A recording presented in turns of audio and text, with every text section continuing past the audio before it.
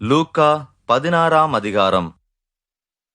பின்னும் அவர் தம்முடைய சீஷர்களை நோக்கி, ஐஸ்வர்யவானாகிய ஒரு மனுஷனுக்கு ஒரு உக்கிரானக்காரன் இருந்தான். அவன் தன் எஜமானுடைய ஆஸ்திகளை அழித்து போடுகிறதாக எஜமானுக்கு அறிவிக்கப்பட்டது. அப்பொழுது எஜமான் அவனை வரவழைத்து, உன்னை குறித்து நான் இப்படி கேள்விப்படுகிறது என்ன? உன் உக்கிரான கணக்கை ஒப்புவி, இனி நீ உக்கிரானக்காரனாய் இருக்கக்கூடாது என்றான். அப்பொழுது உக்கிரானக்காரன், நான் என்ன செய்வேன்? என் எஜமான் உக்கிரான விசாரிப்பிலிருந்து என்னை தள்ளி போடுகிறானே, கொத்துகிறதற்கு எனக்கு பலனில்லை, இறக்கவும் வெட்கப்படுகிறேன். உக்கிரான விசாரிப்பை விட்டு நான் தள்ளப்படும் போது என்னை தங்கள் வீடுகளில் ஏற்றுக்கொள்வார் உண்டாகும்படி செய்ய வேண்டியது இன்னதென்று எனக்கு தெரிய வந்தது என்று தனக்குள்ளே சொல்லிக்கொண்டு தன் எஜமானிடத்தில் கடன்பட்டவர்களை ஒவ்வொருவனாக வரவழைத்து முதலாவது வந்தவனை நோக்கி, நீ என் எஜமானிடத்தில் பட்ட கடன் எவ்வளவு என்றான். அவன் 100 குடம் எண்ணெய் என்றான். அப்பொழுது உக்கிரானக்காரன் அவனை நோக்கி, நீ உன் சீட்டை வாங்கி உட்கார்ந்து 50 என்று சீக்கிரமாய் எழுது என்றான். பின்பு அவன் வேறொருவனை நோக்கி, நீ பட்ட கடன் எவ்வளவு என்றான். அவன் 100 கலம் கோதுமை என்றான். அப்பொழுது அவன், நீ உன் சீட்டை வாங்கி 80 என்று எழுது என்றான். அநீதியுள்ள உக்கிரானக்காரன் புத்தியாய் செய்தான் என்று எஜமான் கண்டு அவனை மெச்சிக்கொண்டான். இவ்விதமாய் ஒளியின் பிள்ளைகளை பார்க்கிலும் இந்த பிரபஞ்சத்தின் பிள்ளைகள் தங்கள் சந்ததியில் அதிக புத்திமான்களாயிருக்கிறார்கள். நான் உங்களுக்கு சொல்லுகிறேன், நீங்கள் மாழும்போது உங்களை நித்தியமான வீடுகளிலே ஏற்றுக்கொள்வார் உண்டாகும்படி அநீதியான உலகப் பொருளால் உங்களுக்கு சிநேகிதரை சம்பாதியுங்கள். கொஞ்சத்திலே உண்மை உள்ளவன் அநேகத்திலும் உண்மையுள்ளவனாயிருக்கிறான். கொஞ்சத்திலே அநீதி உள்ளவன் அநேகத்திலும் அநீதி உள்ளவனாயிருக்கிறான். அநீதியான உலகப் பொருளை பற்றி நீங்கள் உண்மையாயிராவிட்டால் யார் உங்களை நம்பி உங்களிடத்தில் மெய்யான பொருளை ஒப்புவிப்பார்கள்? வேறொருவனுடைய காரியத்தில் நீங்கள் உண்மை உள்ளவர்களாயிராவிட்டால் உங்களுக்கு யாதொன்றை சொந்தமாக கொடுப்பவர் யார்? எந்த ஊழியக்காரனும் 2 எஜமான்களுக்கு ஊழியம் செய்யக்கூடாது. ஒருவனை பகைத்து மற்றவனை சிநேகிப்பான், அல்லது ஒருவனை பற்றி கொண்டு மற்றவனை அசட்டை பண்ணுவான். தேவனுக்கும் உலகப் பொருளுக்கும் ஊழியம் செய்ய உங்களாலே கூடாது என்றார். இவைகளையெல்லாம் பொருளாசைக்காரராகிய பரிசேயரும் கேட்டு அவரை பரியாசம் பண்ணினார்கள்.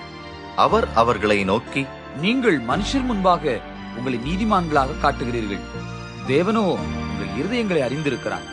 மனுஷருக்குள்ளே மேன்மையாக எண்ணப்படுகிறது தேவனுக்கு முன்பாக அருவருப்பாயிருக்கிறது.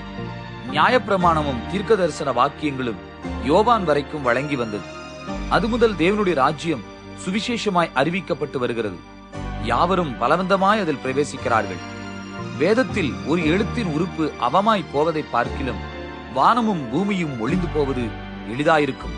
தன் மனைவியை தள்ளிவிட்டு வேறொருத்தியை விவாகம் பண்ணுகிறவன் விபச்சாரம் செய்கிறான். புருஷனாலே தள்ளப்பட்டவளை விவாகம் பண்ணுகிறவனும் விபச்சாரம் செய்கிறான். ஐஸ்வர்யம் உள்ள ஒரு மனுஷன் இருந்தான். அவன் இரத்தாம்பரமும் விலையேறப்பெற்ற வஸ்திரமும் தரித்து அனுதினமும் சம்பரமமாய் வாழ்ந்து கொண்டிருந்தான். லாசரு என்னும் பேர் கொண்ட ஒரு தரித்திரனும் இருந்தான். அவன் பருக்கள் நிறைந்தவனாய் அந்த ஐஸ்வர்யவானுடைய வாசல் அருகே கிடந்து அவனுடைய மேஜையிலிருந்து விழும் துணிக்கைகளாலே தன் பசியை ஆற்ற ஆசையாயிருந்தான்.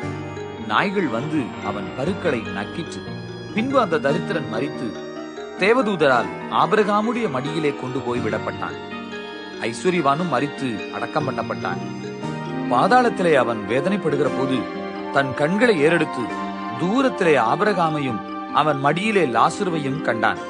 அப்பொழுது அவன், தகப்பனாகிய ஆபிரகாமே, நீர் எனக்கு இறங்கி லாசரு தன் விரலின் நுனியை தண்ணீரில் தோய்த்து என் நாவை குளிர பண்ணும்படி அவனை அனுப்ப வேண்டும், இந்த அக்னி ஜுவாலையில் வேதனைப்படுகிறேனே என்று கூப்பிட்டான்.